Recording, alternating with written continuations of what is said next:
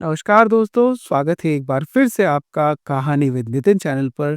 और आज की हमारी कहानी है मुसलमानी की कहानी, जो कि एक बांग्ला कहानी है। इसे लिखा है रविंद्रनाथ ठाकुर जी ने, यानी रविंद्रनाथ टैगोर जी ने। ये उन दिनों की बात है जब अराजकता के दूतों ने देश के शासन को कांटों से भर दिया था। अप्रत्याशित अत्याचारों के दिन रात कांप रहे थे। दो सपनों के जाल ने जीवन के समस्त कार्यकलाप को जकड़ रखा था। गृहस्थ लोग सिर्फ देवताओं के मुंह की तरफ ताकते रहते थे। मनुष्य का मन दुष्टों के डर से कांपता रहता था। मनुष्य हो या देवता, किसी पर भी विश्वास करना कठिन था। केवल आंसुओं की दुहाई देते रहते थे। अच्छे काम और बुरे काम के परिणाम में अंतर की सीमा रेखा बहुत दुर्बल हो गई थी। चलते चलते आदमी ठोकर खाकर बुरी स्थिति में पड़ जाते थे। ऐसे घर में सुंदर कन्या का आना भाग्य विधाता के अभिशाप के समान था। उसके आने से परिवार के सभी लोग यही कहते थे, मुंह जली टले तो जान बचे। 3 महल के तालुकेदार वंशी वदन के घर भी ऐसी ही एक परेशानी आ गई। कमला सुंदर थी, माँ बाप मर गए थे। उन्हीं के साथ वह भी मर जाती तो बाकी परिवार निश्चिंत हो जाता, और वैसा नहीं हुआ। तब से उसके चाचा वंशी बड़े स्नेह और सावधानी से उसे पाल रहे थे। किंतु उसकी चाची प्राय पड़ोसनियों से कहती रहती है, देखो तो, माँ बाप हमारा सर्वनाश करने के लिए उसे हमारे सिर पर छोड़ गए। कब क्या हो कहा नहीं जा सकता। मेरे बाल बच्चों वाला घर है, उन सबके बीच ये लड़की जैसे सर्वनाश की मशाल जलाए बैठी है। चारों तरफ से दुष्ट लोगों की नजरें उस पर पड़ी रहती है। मुझे तो इस डर से नींद भी नहीं आती कि किसी दिन किसी की वजह से हम डूबेंगे। पर किसी तरह दिन बीत रहे थे। फिर विवाह के लिए एक रिश्ता आया। उसके चाचा कहते थे, मैं ऐसे घर का लड़का ढूंढ रहा हूं जो लड़की की रक्षा कर सके। यह लड़का मोचा खाली के सेठ परमानंद का मजला लड़का था। बहुत से रुपये पैसे का मालिक था। पर यह तय था कि पिता के मरते ही रुपयों का निशान भी नहीं बचने वाला था। लड़का बेहद शौकीन था। बाज उड़ाना, जुआ खेलना, बुलबुल लड़ाना वगैरह में छाती ठोक ठोक कर पैसा लुटाता था। उसे अपने धन का बड़ा गर्व था। उसके पास पैसा था भी बहुत। उसने मोटे मोटे भोजपुरी पहलवान रखे थे। सब प्रसिद्ध लठैत थे। वह सब वह सब जगह यह कहता हुआ घूमता रहता था कि पूरे इलाके में कौन माई का लाल है जो मेरे शरीर को हाथ भी लगा सके। वो लड़कियों का बहुत शौकीन था। उसकी पत्नी थी, पर अब एक नई उम्र की लड़की की खोज में था। उसके कानों में कमला के सौंदर्य की बात पड़ी। उसका वंश बहुत अधिक धनवान भी था और शक्तिशाली भी। उसने प्रण किया कि इस लड़की को अपने घर ले जाऊंगा। कमला ने रो रो कर कहा, चाची जी, मुझे कहाँ डुबो रही हो? वे बोले, माँ, तुम तो जानती हो कि अगर मुझसे तुम्हारी रक्षा करने की सामर्थ्य होती तो सदा छाती से लगा कर रखता। शादी के वक्त लड़का छाती फुलाकर आया। बाजे गाजों का अंत ही न था। चाचा ने हाथ जोड़ के कहा, दामाद जी, समय बहुत खराब चल रहा है, इतनी धूमधाम करना ठीक नहीं है। सुनते ही उसने फिर चुनौती के स्वर में कहा, देखते हैं कौन आसपास आने का साहस करेगा। चाचा बोले, शादी पूरी होने तक लड़की का दायित्व हमारा है। उसके बाद वो तुम्हारी हो जाएगी। उसे सुरक्षित घर ले जाने का जिम्मा तुम्हारा है। हम वो दायित्व नहीं ले सकते, हम कमजोर हैं। उसने चौड़ी छाती कर कहा, डरने की कोई बात नहीं है। भोजपुरी पहलवान भी मूंछों पर ताव देते हुए लाठियां लिए खड़े रहे। शादी के बाद वर कन्या को लेकर प्रसिद्ध ला ताल तड़ी के मैदान से निकल रहा था। रात के दूसरे पहर में मधु मल्हार नामक डाकुओं का सरदार मशाले लिए दल बल के साथ ललकारता हुआ आ गया। भोजपुरी लठेतों में से एक भी नहीं रुका, क्योंकि वे जानते थे कि मधुर मल्हार जैसे विख्यात डाकू के हाथों में पड़ने पर कोई नहीं बच सकता था। कमला पालकी से उतरकर झाड़ियों में छिपने जा रही थी। तभी बूढ़ा हबीब खां पीछे आकर खड़ा हो गया। लोग उसकी पैगंबर की तरह पूजा करते। उसने सीधे खड़े होकर कहा, मैं हबीब खां हूं, तुम सब यहां से जाओ।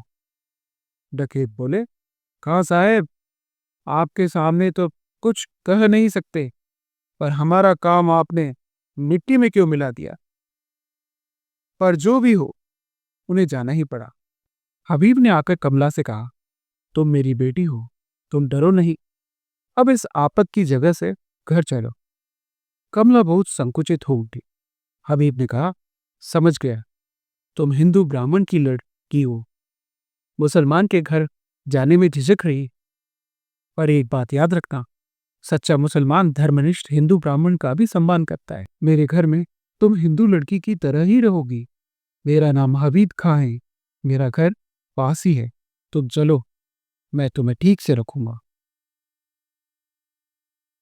पर कमला संकोच के कारण किसी तरह जाना नहीं चाहती थी। यह देखकर हबीब ने कहा, देखो, मेरे जीते जी इस गांव में कोई तुम्हारा धर्म भ्रष्ट नहीं कर सकता। तुम मेरे साथ चलो, डरो नहीं। हबीब खां कमला को अपने घर ले गया। आश्चर्य की बात यह थी, उस 8 मंजिले मुसलमान के घर की एक मंजिल पर शिव मंदिर था और हिंदू स्त्री के रहने की पूरी व्यवस्था थी। एक ब्राह्मण एक वृद्ध ब्राह्मण आया और बोला, माँ, ये अगर हिंदू घर जैसा ही समझो, यहाँ तुम्हारी जाति सुरक्षित रहे। कमला हो होकर कहने लगी, कृपया आप कृपा करके चाची जी को खबर भिजवा दें, वे आकर ले जाएंगे। हबीब बोला, माँ, गलती कर रही हो, तुम्हारे घर से कोई तुम्हें वापस लेकर नहीं जाएगा। वे तुम्हें बीच सड़क पर छोड़ देंगे। चाहो तो एक बार परीक्षा ले सकती। हबीब खां कमला को उसके चाचा के घर के दरवाजे तक ले जाकर बोला, मैं बाहर तुम्हारी प्रतीक्षा करूंगा। घर के अंदर जाकर कमला चाचा से लिपट गई और बोली, चाचा जी, मुझे कभी मत छोड़ना। चाचा की दोनों आंखों में से आंसू बहने लगे। तभी चाची ने आकर देखा और बोलने लगी, दूर कर दो, दूर कर दो, इस कुलक्षणी को दूर कर दो। सर्वनाशिनी, दूसरी जाति के घर में रहकर लौटने में शर्म नहीं आई? चाचा बोले, बेटी, कोई उपाय नहीं है। समाज में कोई तुम्हें लौटने नहीं देगा, बल्कि हमारी भी जाति जाएगी। कुछ देर कमला सिर झुकाए खड़ी रही, फिर धीमे कदमों से दरवाजे से निकलकर हबीब के साथ लौट गई। उसके चाचा के घर के द्वार उसके लिए सदा को बंद हो गए थे। हबीब खां के घर पर उसके लिए धर्म पालन की सुविधा उपस्थित थी। हबीब खां ने कहा, तुम्हारे घर मेरे घर से कोई नहीं आएगा। इस बूढ़े ब्राह्मण के साथ तुम अपनी पूजा सेवा आचार विचार का पालन कर सकोगे। इस घर का एक पुराना इतिहास था। इसे लोग राजपूतनी का महल कहते थे। बहुत पहले एक नवाब राजपूत कन्या को उठा लाए थे, पर उसकी जाति बचाने के लिए उसे अलग रखा था। वह शिव पूजा करती थी, बीच बीच में तीर्थ यात्रा के लिए भी जाती थी। उन दिनों उच्च वंश के मुसलमान धर्मनिष्ठ हिंदुओं की बहुत इज्जत करते थे। वह राजपूतनी इस महल की दूसरी हिंदू बेगमों को आश्रय देती थी, उनका धर्म भी सुरक्षित रखती था। सुना जाता है कि यह हबीब खां उसी राजपूतनी का बेटा है। उसने मां का धर्म तो ग्रहण नहीं किया था, पर मन में मां की पूजा करता था। वह मां तो अब रही नहीं, किंतु उसकी स्मृति की रक्षा के लिए उसने समाज से ठुकराई गई पीड़ित हिंदू लड़कियों को विशेष रूप से आश्रय देने का प्रण उठाया हुआ था। कमला को उससे वह मिला जो अपने घर में भी नहीं मिला था। वहां चाची हर समय उसे कुलक्षणी, सर्वनाशी, अभागी आदि कहती रहती थी। वह कहती थी कि उसके मरने पर ही वंश का उद्धार होगा। कभी कभी उसके चाचा उसे छिपा चुरा कर कुछ कपड़े वगैरह दे भी देते थे। वह उन्हें चाची के डर से छिपाती रहती थी। राजपूती के महल में आकर उसे रानी का पद मिला। यहाँ उसकी इज्जत का कोई अंत न था। उसके चारों तरफ हिंदू दास दासियां मौजूद रहते थे। धीरे धीरे वह बालिका से युवती हुई। घर के एक लड़के ने छिपकर उसके यहाँ आना शुरू कर दिया। मनी मन वह उससे बंध गई। तब उसने हबीब खां से कहा, बाबा, मेरा कोई धर्म नहीं है, मेरा प्रेम ही धर्म है। जिस धर्म ने सदा मुझे जीवन से, प्रेम से वंचित रखा, मुझे अवज्ञा से फेंक दिया, उस धर्म में मुझे कभी भगवान को खुशी नहीं दिखी। वहां के देवताओं ने मुझे रोज अपमानित किया। मैं आज भी ये नहीं भूल पाती हूँ। बाबा, मुझे तुम्हारे घर पहले पहले प्यार मिला। मैंने जाना कि मुझ हतभागिनी लड़की के जीवन का भी कोई मूल्य है। जिस देवता ने मुझे आश्रय दिया, मैं प्रेम के पूरे सम्मान के साथ उन्हीं की पूजा करती हूँ। वह हम मेरे देवता हैं, वे न हिंदू हैं न मुसलमान। मैंने तुम्हारे मजले बेटे को मन ही मन ग्रहण कर लिया है। मेरा धर्म कर्म उसी के साथ बंध गया है। तो मुझे मुसलमान बना दो, मुझे कोई आपत्ति नहीं है। मेरे दो धर्म हो जाएंगे। उनकी जीवन यात्रा बढ़ती गई। अपने पहले परिवार वालों से उससे मिलने जुलने की कोई संभावना नहीं थी। इधर हबीब खां ने यह भुलाने की चेष्टा की कि कमला उनके परिवार की कोई नहीं है और उसका नाम मेहरजान रखा। इधर उसके चाचा की दूसरी बेटी के विवाह का समय आया। सारे प्रबंध पहले की तरह ही हुए, पर फिर वही परेशानी सामने आई। डकैतों ने पहले की तरह बारात पर हमला बोला। एक बार उनका शिकार छिन चुका था। उन्हें उस बात का दुख था। वह इस बार बदला लेना चाहते थे, किंतु फिर एक बार पीछे से हुंकार आई, खबरदार, लोग हबाब खा के चेलों ने आकर फिर सब कुछ गड़बड़ कर दिया। कन्या पक्ष के लोग कन्या को पालकी में ही छोड़कर जिसे जिधर जगह मिली उधर भागना चाहते थे, पर तभी उनके बीच में हबीब खां की अर्धचंद्राकार पताका लगा बर्छा लिए एक निर्भीक युवती आकर खड़ी हो गई।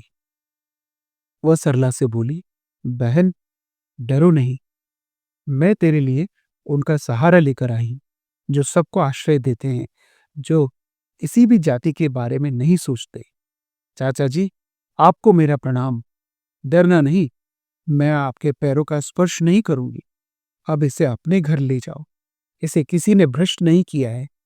चाची से कहना, बहुत दिन तक उनकी अनिच्छा के बावजूद उसका अन्न वस्त्र लेकर बड़ी हुई हूं। मैंने कभी सोचा नहीं था कि वह ऋण आज इस तरह उतारूंगी।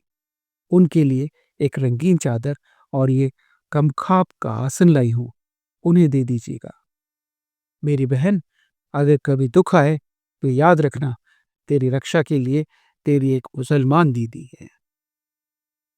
तो दोस्तों, ये थी हमारी आज की कहानी, मुसलमानी की कहानी, जिसे लिखा था रविंद्रनाथ टैगोर जी ने।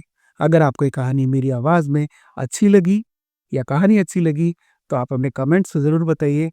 लाइक, शेयर, सब्सक्राइब करके आपका सपोर्ट दीजिए, ताकि मैं और अच्छी-अच्छी कहानियाँ आपके लिए ला सकूँ। मिलते हैं नई कहानी में, अगली वीडियो में। तब तक के लिए नमस्कार।